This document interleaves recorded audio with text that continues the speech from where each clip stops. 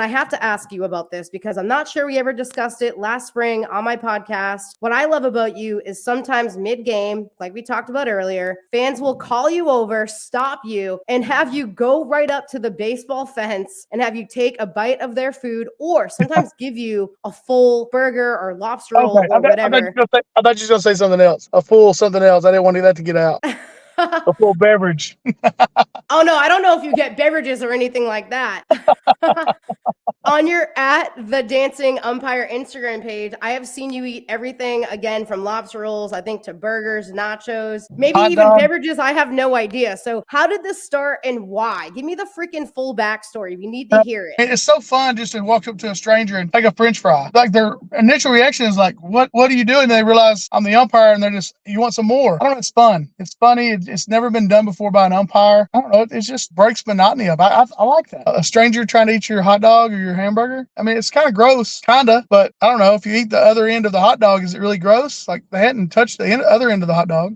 What's the weirdest food someone has made you try, if anything? Like if you don't like jalapenos, do they make you have jalapenos or clam chowder or something out of the ordinary? No, I like every kind of food except for like baked beans and coleslaw and sauerkraut. So there's nothing really weird. I like jalapenos on my nachos. Now, I will say this.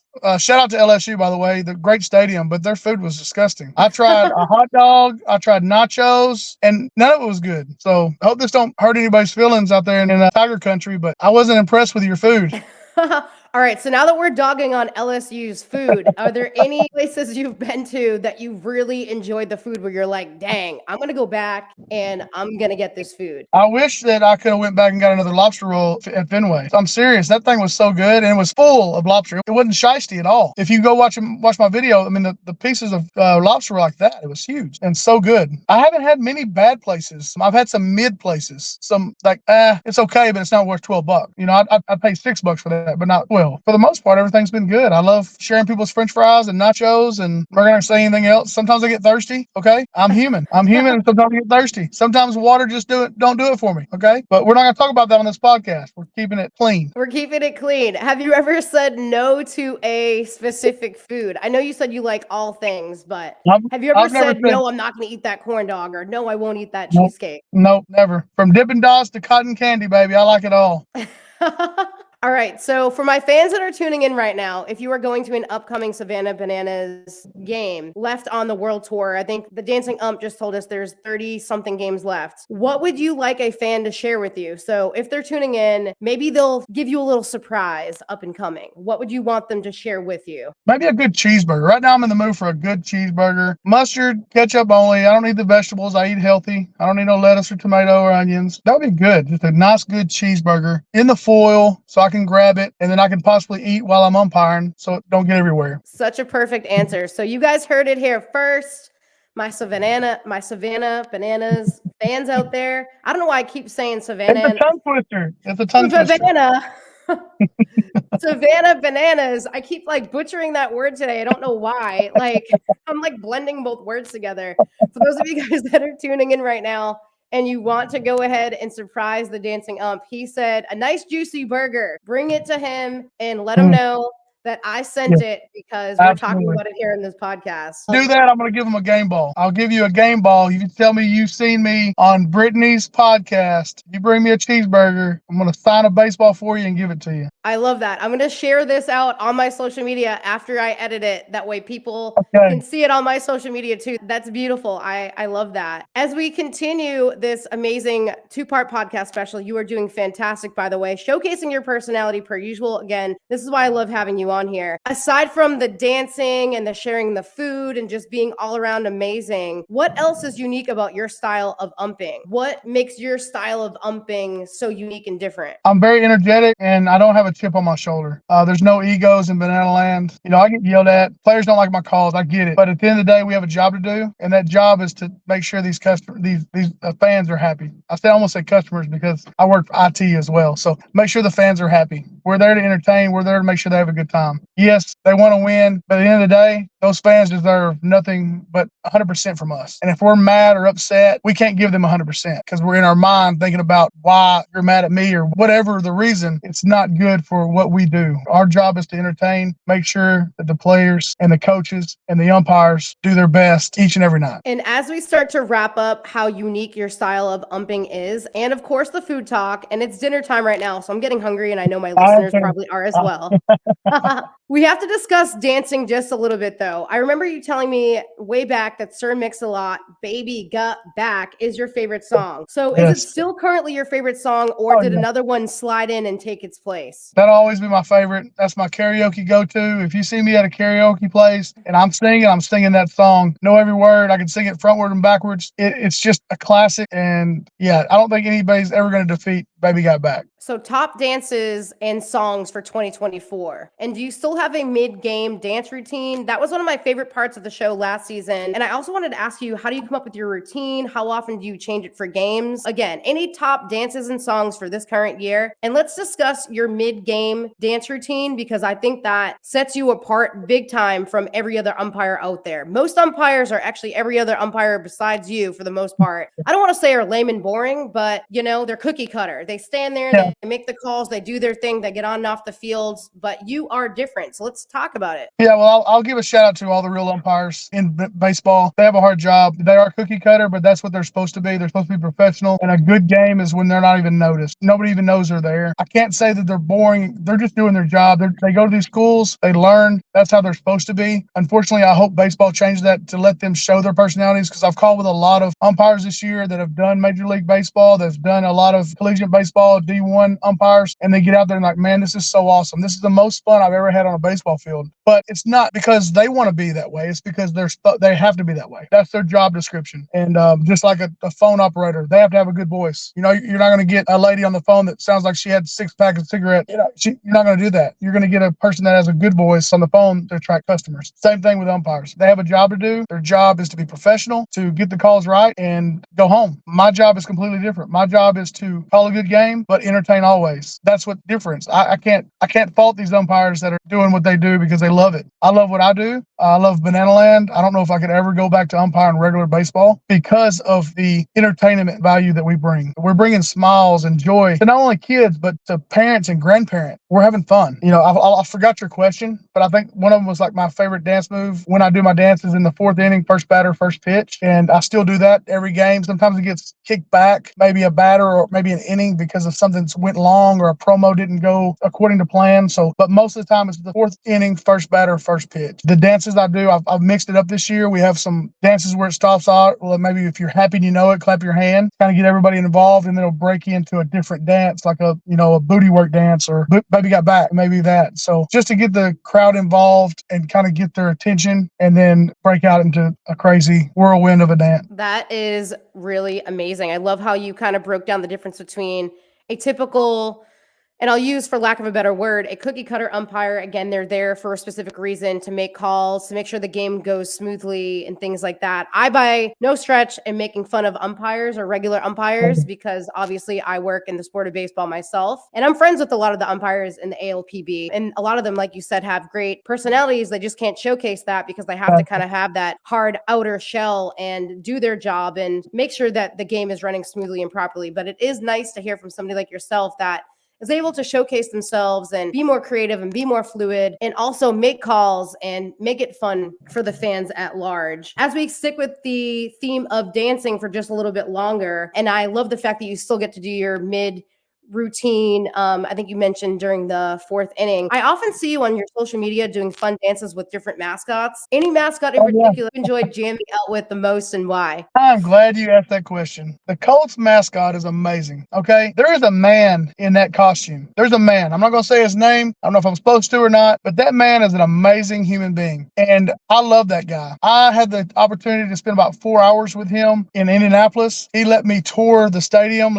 Lucas Oil. He let let me go by. We did some TikTok videos. We shot some content. He's just an awesome human being that loves people, just like me. We connected. We just bonded instantly. I met him last year. We talked a little bit. We did a couple of videos. This year, we just hit it right back off. And what he stands for, it's just amazing. He has more followers than anybody in mascot-wise, anybody in any other sport. He has over 8 million followers on TikTok alone. But it's because he loves people and he cares about people. And man, I love that guy. I'm planning on doing a small video about my experience with Blue, the mascot. I wish I could say his name because everybody needs to know this guy. He's amazing. He's been with the Colts since 2006. He's the third longest tenured employee with the Colts organization. If that tells you anything, he's loyal. Anyways, answer your question, Blue. You're goated. If you see this podcast, you're the man, and I can't wait to see you again. I will have to tag him in this specific clip, and I'm sure he's going to love hearing about it. And yes, I think I did see that dance in particular, and I'm looking forward to seeing you guys create more content together. For my listeners, is there any way to train to be a gifted dancing umpire like yourself, or do you think it's more of just like a natural skill or talent? Of course, it takes a lot of personality as well. Yeah, none of my dances are choreographed, if you will. I'm not a choreographed dancer. I just go off the cuff, what I feel. I go with the beat, obviously. I just let the music take control. And, when I'm strike out somebody, I don't know what I'm fixing to do. I don't have it choreographed, like scripted, where first strikeout, you'll do this. Second strikeout, you'll do this. I just go with the flow. Whatever music, maybe Shark's playing in the booth, I'll go off that. Maybe different, rhythm, if you will. If you have rhythm and you like to dance, if you have good judgment, balls and strikes, and you know the rules of baseball, I can't see why you couldn't be a dancing umpire somewhere. Just don't take my job.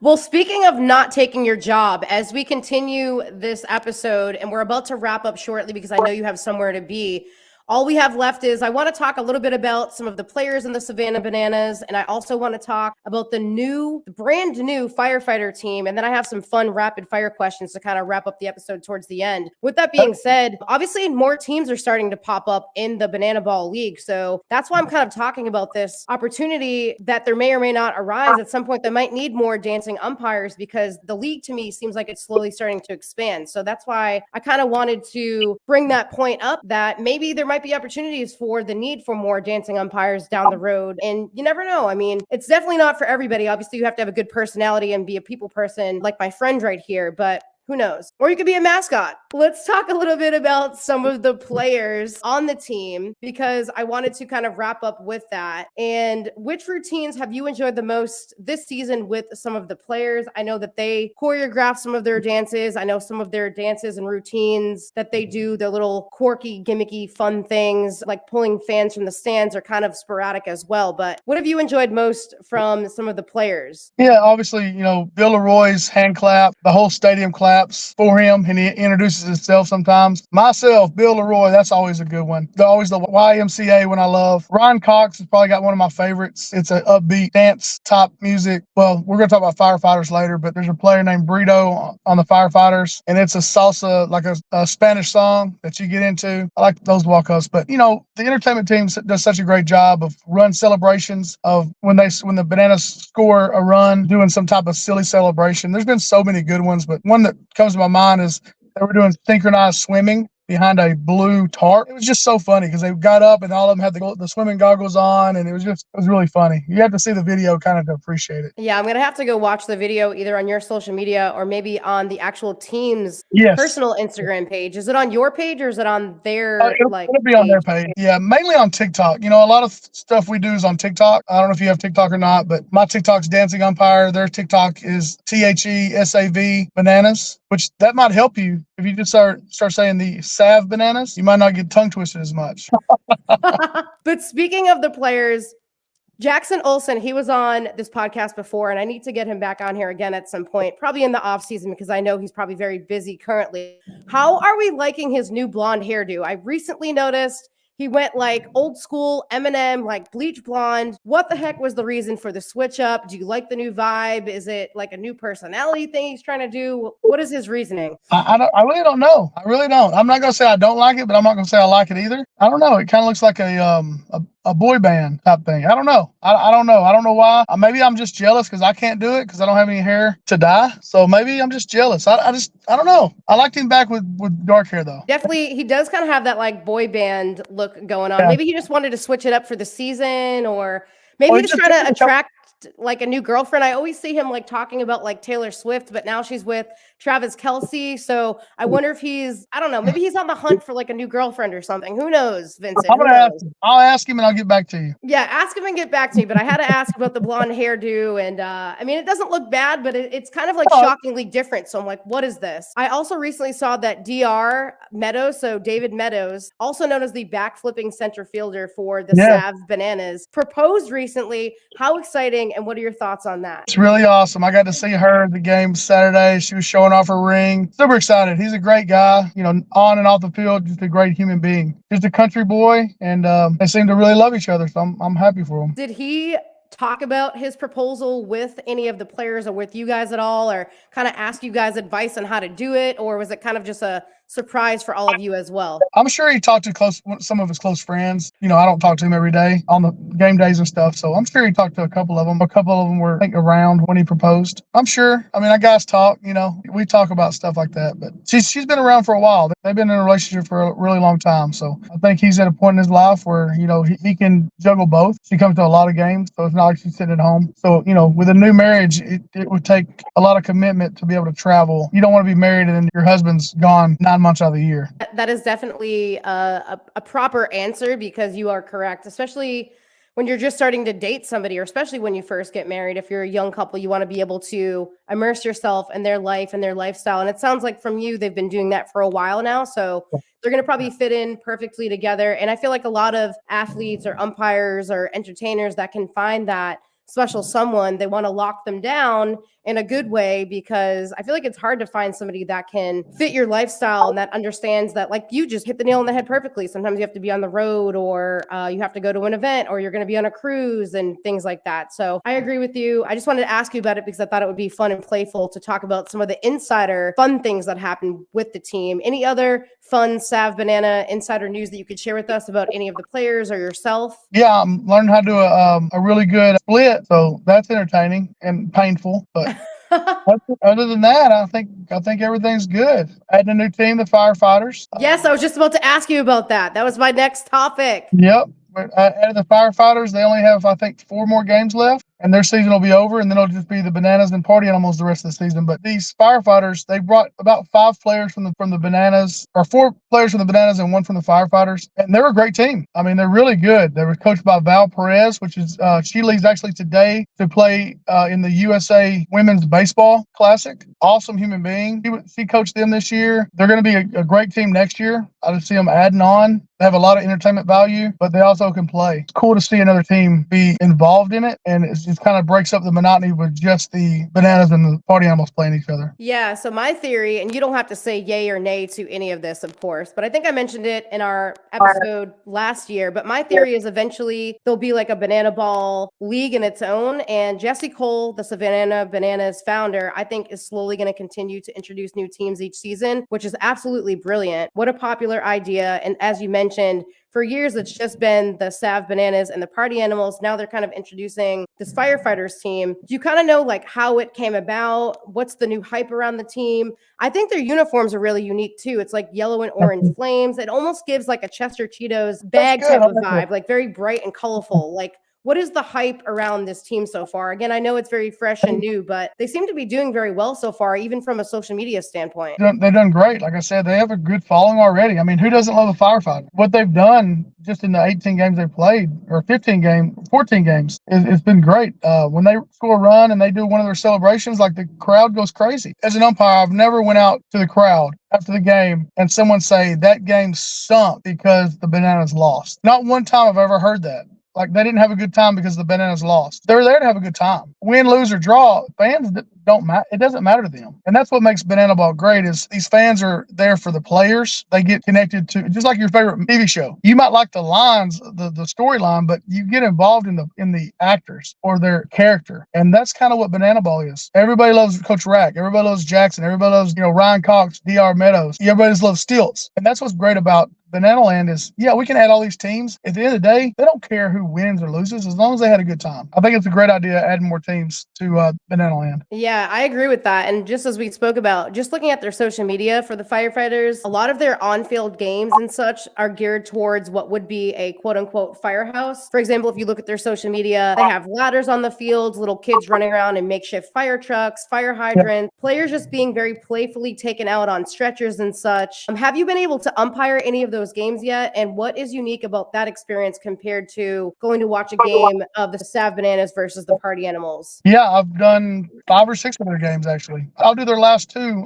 this weekend in Greensboro, North Carolina. They're a fun team. They're energetic. Like some of their promotions have to do with water. I mean, I'm not going to go into the promotions that we do because obviously I want somebody to come experience it, maybe not see it and be like, oh, wow, that's really cool. But just know that there's water involved. There's big ladders involved. There may even be a fire hydrant involved. You know what I mean? They bring a lot of energy, and I love them guys. The culture is already there for them. Matt Wolf went over there from the Savannah Bananas, the tree pitcher that was with the Bananas. He's over there with the firefighters. So he's able to incorporate that culture we have. Christian Dearman's another one. Malatesta's another one. So these guys have a lot of experience in banana ball, so they can take it to and bring it to that culture with the firefighters. It was kind of like starting on the right foot with them. They didn't have to be taught much. As we start to wrap up this 2-part podcast special, and I loved learning about the brand new firefighters team. And as I said, in my opinion, I think it's just going to continue to grow and become its own league at some point. I know you obviously can't give away any secrets, but if you had to randomly just take a guess, what would the next Banana Ball League team name be? And what would it be and why? And a random guess if there were one. I wish I came up with one before I asked you this question, because then maybe I can give you my answer. If you could just make up any random fun team name, what do you think it would be and why? I think my guess, I'll give you my guess. I think it would involve something to do with like dinosaurs or something random. Like the Jurassic Jersey Chasers or something crazy. I don't know. And then there's like a big dinosaur like taking a bite out of a baseball bat. I don't know. Everybody loves dinosaurs, especially kids. So that's my guess. The next team is going to have dinosaurs and it's going to be Jurassic throwback themed. What about you? I don't know. I'm hungry right now, so I'm thinking about food. Is there Nashville hot chickens? That would actually be a good one, like a Nashville hot chicken sandwich. Yeah. But I'm hungry. So, and literally like there's a Wendy's like right to my right now. I'm thinking about getting me an Asiago chicken sandwich, spicy. So your guess is it'll be something involving food, and my guess something involving dinosaurs. If they come up with another team in the future. We're going to wrap up. I have a couple quick rapid fire questions. You can answer them as quick as you want. And I know you have to go, and I appreciate you coming on here. So my listeners get to know you just a little bit more behind the scenes. Are you more of a lounge around, or do you like to find an adventure type of person in the off season? Ooh, I'm a lounge around. Give me a beach somewhere and I'll lounge all day. Do you like to make your bed or keep it messy? And I'm asking you this question because I've been asking a lot of fun rapid fire questions with the High Point Rockers baseball players, and they come up with some crazy outlandish answers, and I know you would too. Yeah, I'm definitely keeping it messy. I'm not making my bed when I wake up. I feel you. I actually had one of our pitchers on the Rockers tell me that he likes to sleep on top of the sheets. That way he doesn't have to make it and it's not messy. It just looks made all the time. I'm like, hey, that's the life hack we all need. I could live like that. I could do that. Favorite cooking spice? What do you like to cook with? Oh, you know what? I love guacamole, but the secret spice that people forget to put in there is cumin. Try cumin in your next guacamole you make. It's really good. Do you like to eat out, or would you prefer a home cooked meal? And what do you like to eat the most? I like to, I guess, eat out because that's what I'll do pretty much now. I would say my food of choice is sushi. We love sushi. Yes. Are you more of a summer or winter person? I'm a winter person until it turns winter, and then I'm a summer person. What is your dream car and why?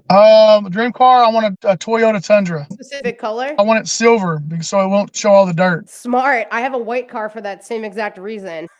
You would think that the white cars would show the dirt, but honestly, I feel like the black cars show the most dirt, especially when it's really dusty out. Yes, 100%. I have a black SUV right now, and it's dirty as all get out. Ice cream or cake? And would you prefer a mountain vacation or something tropical? I know you said you liked the beach. Definitely a beach, no mountains. That sounds like too much work. And then chocolate red velvet cake for me. Delicious. Okay, well, I'm out of breath. I know you're hungry. You have an event to get to. I fully enjoyed having you on here. I cannot wait to reconnect again soon. I know we have plans to grab brunch with my husband, Ryan, and I while you're in town. I'm looking forward to it. So to my listeners, I hope you enjoyed hearing from Mr. Vincent Chapman, the Savannah Bananas viral sensation, the dancing umpire. Before we sign off, any last words? And please shout out your social media. Last words, if you haven't been to a Savannah Bananas game, try to make it. Don't fall for these scalpers trying to sell you tickets for $300 $60 a game. It's not us. Our tickets are either $35 for general admission or $60 for MLB stadiums or $100 for meet and greet. If you're buying tickets anywhere else, you have a chance of getting scalped, getting scammed, and possibly losing your money and not going to the game. A shout out to my social medias is Dancing Umpire on TikTok, the Dancing_ump on Instagram, and the Dancing Umpire on Facebook. Please give me a follow. Tell me where you found me at Brittany Baldi Podcast. I will give you something special in return.